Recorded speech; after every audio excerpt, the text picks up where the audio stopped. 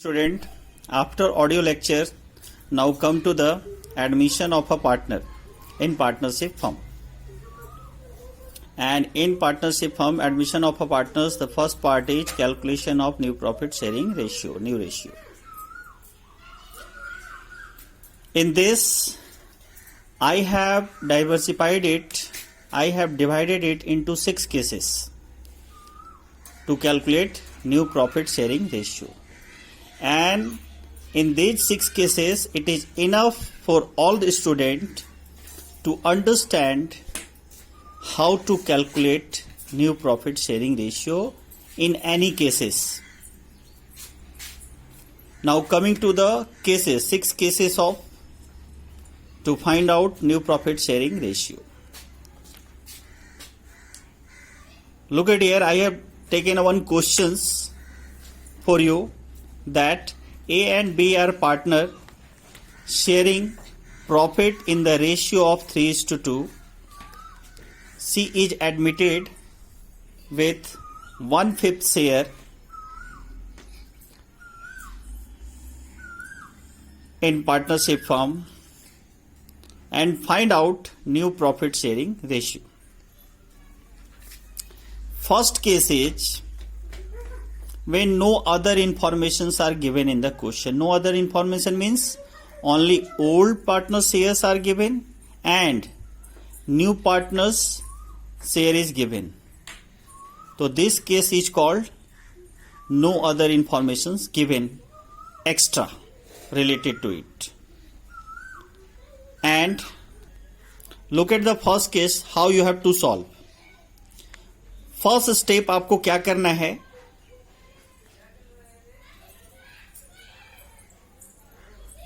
Late total profit is equal to 1.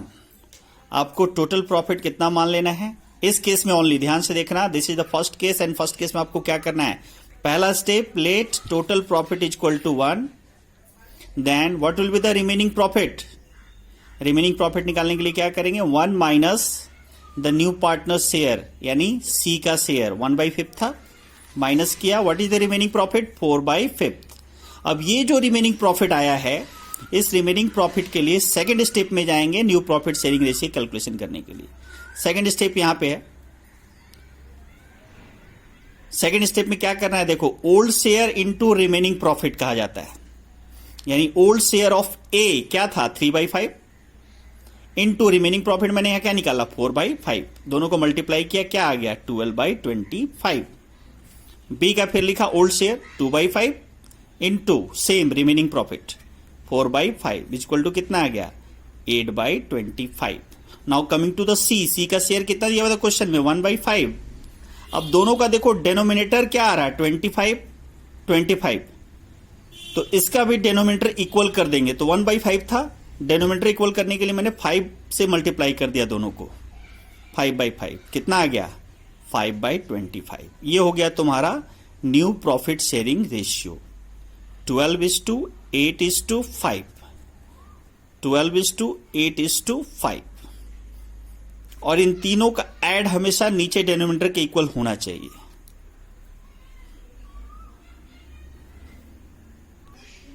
Now coming to the second case,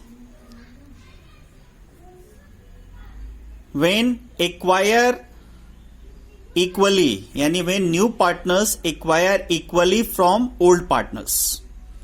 simply equally लिखा हुआ रहेगा या 1:1 भी लिखा हुआ रहेगा.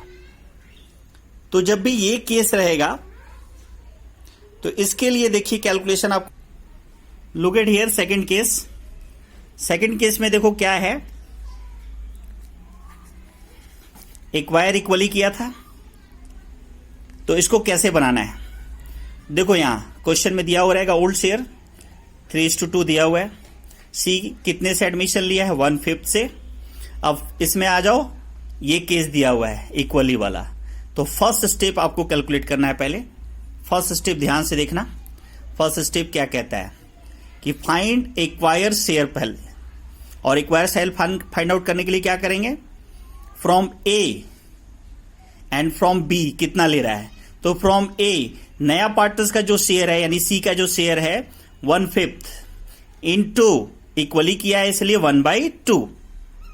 ठीक है, सेम बी में करेंगे, बी से भी इक्वली लिया है तो सी शेयर यानी 1/5 इंटू 1/2। तो ये दोनों से कितना एक्वायर किया? 1/10 1/10। ध्यान से देखना यहां कैसे करना है, यहां कैसे करना है इसे एक्वायर। नया पार्टनर्स का शेयर यहां लेना है 1/5 इंटू जो एक्वायर दिया हुआ रहेगा, इक्वली दिया हुआ था इसलिए 1/2। सेम नया पार्टनर्स का शेयर 1/5 इंटू 1/2, 1/10 1/10 आ गया। अब सेकेंड स्टेप में आपको क्या कैलकुलेट करना है? New ratio. तो न्यू रेशियो कैलकुलेट करने के लिए देखो यहां लिखे हैं फॉर्मूला हम, old share minus acquire share. Old share A का क्या है? 3/5 ऊपर वाला, माइनस अभी एक्वायर कितना निकाला? 1/10 माइनस कर दिया, आंसर मेरा कितना आ गया? 5/10। फिर सेकंड बी का कैलकुलेट कर रहे हैं अब न्यू रेशियो।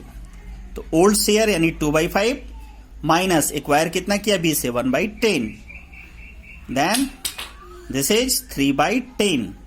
अब आ जाएंगे सी में, सी का कितना शेयर दिया हुआ था? 1/5। सी का शेयर कितना था? 1/5। अब हमें क्या करना है? डेनोमिनेटर इक्वल करना है। देखो इसका भी 10 है, इसका भी 10 है, तो इसका भी 10 बनाना है। तो क्या करेंगे? 2 से मल्टीप्लाई कर देंगे दोनों को, न्यूमरेटर भी और डेनोमिनेटर भी। तो 2/10 आ गया, यानी न्यू रेशियो क्या हुआ? 5:3:2। क्लियर? थर्ड केस देखो, थर्ड केस भी सेम वैसा ही एक्वायर वाला है, यानी सेकंड केस के जैसा ही है। इसमें क्या करना है? जैसे इस केस में क्या दिया हुआ है? सी एक्वायर 7:3, एक पर्टिकुलर शेयर दे दिया रहेगा, यानी यहां क्या दे दिया हुआ है? C acquire 7:3 from A and B. और वहां क्या था? फर्स्ट सेकंड केस में 1:1, यहां कितना बोला है? 7:3। यानी सेम फॉलो करना है। पहला स्टेप कैलकुलेट करेंगे एक्वायर, तो फर्स्ट स्टेप एक्वायर फॉलो कर रहे हैं। एक्वायर के लिए मैंने जो सेकंड स्टेप बताया वही सेम फॉलो करना है। देखो मैंने यहां एक्वायर निकाल रहा हूं, ए से कितना एक्वायर किया, यानी नया पार्टनर्स का शेयर लिख दिया यहां 1/5 इंटू कितना एक्वायर किया? 7/10। 7 + 3 10 हो गया, तो 7/10। तो 1/5 इंटू 7/10 कितना एक्वायर किया इसे? 7/50। फिर बी से लिखेंगे, बी यानी नया शेयर उसका लिखेंगे नया पार्टनर्स का, और इनटू बी से कितना एक्वायर किया था? 3/10। तो 3/10 इज इक्वल टू कितना आ गया? 3/50। यानी ये फर्स्ट स्टेप में आपका आ गया एक्वायर रेशियो। अब सेकंड स्टेप सेम फॉलो करेंगे जैसे वहां फॉलो किए थे। सेकंड स्टेप में क्या था? New ratio minus new ratio is equal to old share minus acquire share. अब ए का ओल्ड शेयर क्या है? 3/5 माइनस एक्वायर कितना निकाला था? 7/10, 7/50, तो 7/50। फाइंड आउट करो, कैलकुलेशन करके आया 23/50। बी का फिर निकालो, बी का ओल्ड शेयर था 2/5 माइनस 3/50, कितना आया यहां? 17/50। अब सी में आ जाओ, सी का शेयर कितना दिया हुआ था? 1/5। 1/5 से एडमिशन लिया था ना वो, 1/5 इंटू 10/10 क्यों किए हैं? डेनोमिनेटर इक्वल करने के लिए। देखो इसका भी 50 आ रहा है, इसका भी 50 आ रहा है, तो इसका भी 50 लाना है। तो 10 से मल्टीप्लाई कर दिए, तो 10/50 आ गया। यानी what is the new share? 23:17:10 in this case. यानी आप देखो अगर ध्यान से तो सेकंड केस और थर्ड केस सेम है एकदम। अब आप लोग ध्यान से देखिएगा, फोर्थ केस थोड़ा डिफरेंट है।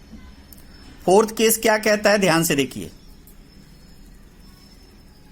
C gets 115 from A and 215 from B। यानी यहां डिफरेंस क्या हो रहा है? देख लो, वहां जो प्रोपोर्शन दे रहा था वो उसका न्यूमरेटर ऐड करने से डेनोमिनेटर उतना आ जा रहा था, लेकिन इसका न्यूमरेटर अगर हम ऐड करेंगे तो डेनोमिनेटर के इक्वल नहीं हो रहा है। जैसे देखो न्यूमरेटर ऐड कर रहा हूं, न्यूमरेटर इसका 1 है और इसका 2 है, तो 2 और 1 3 होना चाहिए। तो नीचे कितना लिखा हुआ है? 15। तो जब भी ऐसा वाला केस हो कि इस तरह से एक्वायर दिया हुआ हो या इस तरह से कोई नया पार्टनर्स ले रहा हो पुराने पार्टनर्स से, तो इस केस में आपको डायरेक्ट फॉर्मूला फॉलो करना है, यानी फर्स्ट स्टेप नहीं फॉलो करना है, यानी एक्वायर नहीं निकालना है, क्योंकि ये डायरेक्टली एक्वायर दिया हुआ है। क्लियर? डायरेक्टली एक्वायर दिया हुआ है। तो एक्वायर नहीं निकालना है, यानी यहां एक्वायर दिया हुआ है तो डायरेक्ट हम लोग सेकंड स्टेप फॉलो करेंगे, ठीक है। इसलिए देखो यहां first step acquire is already given, so second step में डायरेक्ट आ गया new ratio equal to old share minus acquire share,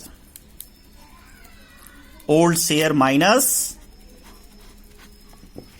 acquire share. Clear? Now यहां पे देखो ए का ओल्ड शेयर कितना है 3/5 माइनस एक्वायर शेयर कितना दिया हुआ है ए से 1/15, तो 1/15 माइनस किया, आंसर कितना आया 8/15। अब बी का ओल्ड शेयर कितना दिया हुआ है 2/5 माइनस एक्वायर ऑलरेडी दिया हुआ है क्वेश्चन में 2/15, आंसर आया 4/15।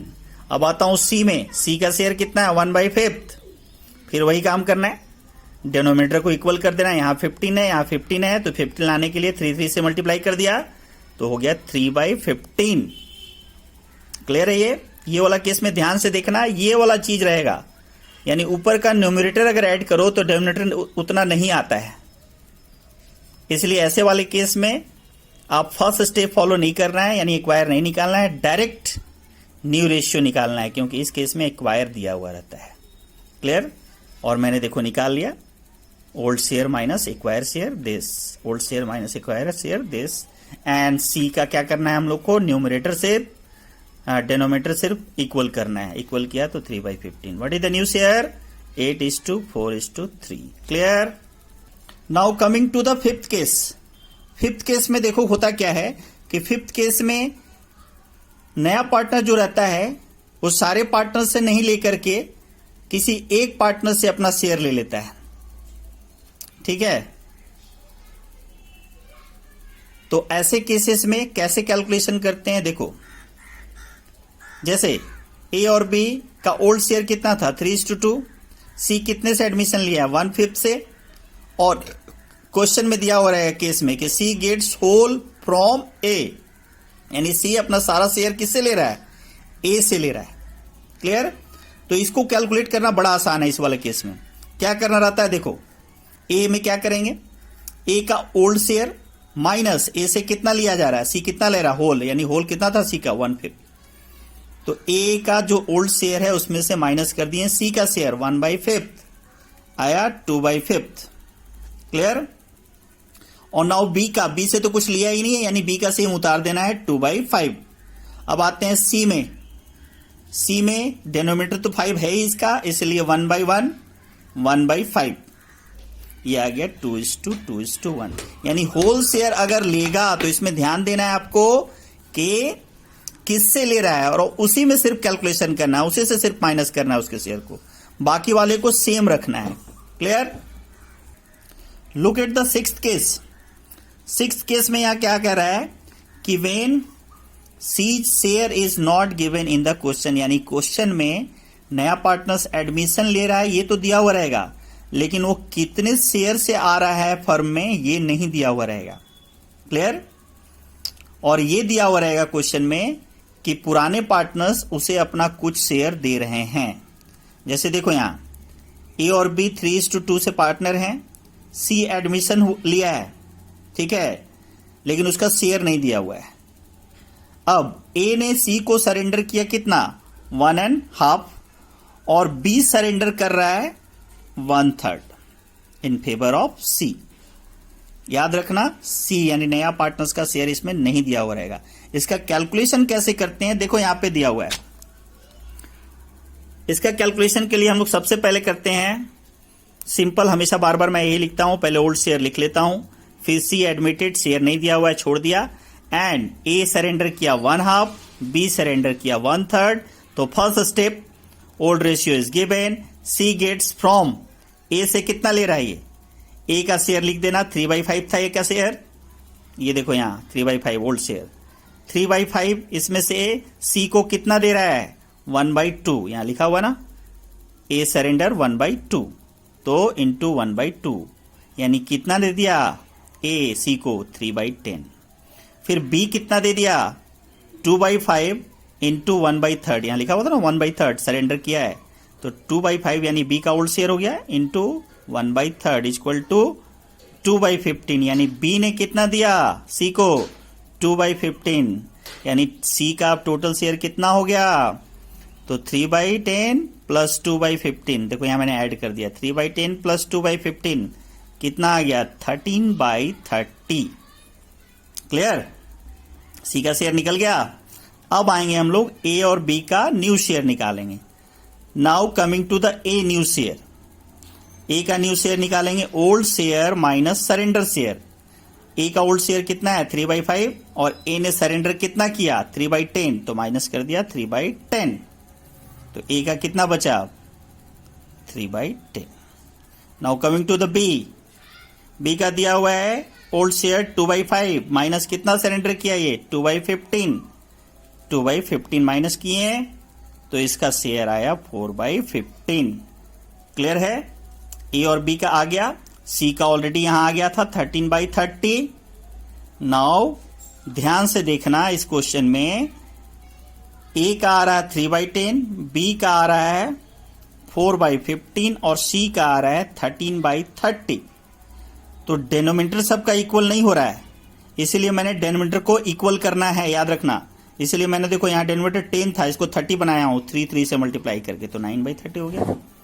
बी को भी देखो डिनोमिनेटर 15 था, मैंने 30 बनाया है, 2 से मल्टीप्लाई किया तो 8/30 हो गया, और इसका सी का तो ऑलरेडी 30 था ही, तो न्यू शेयर हो गया 9:8:13। This is the complete 6 case. ठीक है, ये 6 केस मैंने अज्यूम करके क्वेश्चंस खुद से बना करके लिया है। आप कोई भी क्वेश्चंस बनाओगे up to 20-25 you can easily solve, there will be no problem. Thank you.